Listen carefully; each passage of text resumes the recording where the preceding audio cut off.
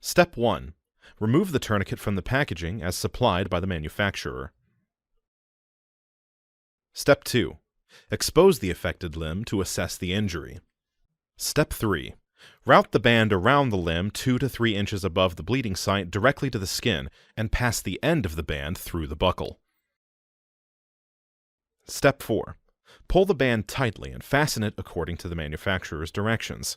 There are several styles, and each may have a different fastening method.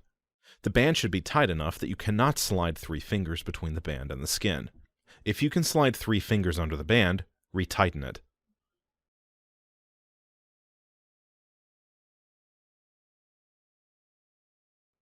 Step 5. Twist the rod until the bleeding stops. Step 6.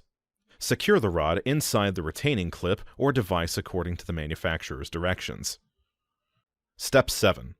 Check for bleeding and check the pulse below the bleeding site. If the bleeding is not controlled or you can feel a pulse, apply more pressure by twisting the rod more or applying a second device just above the first. Step 8. Record the time that the tourniquet was placed on the injured extremity.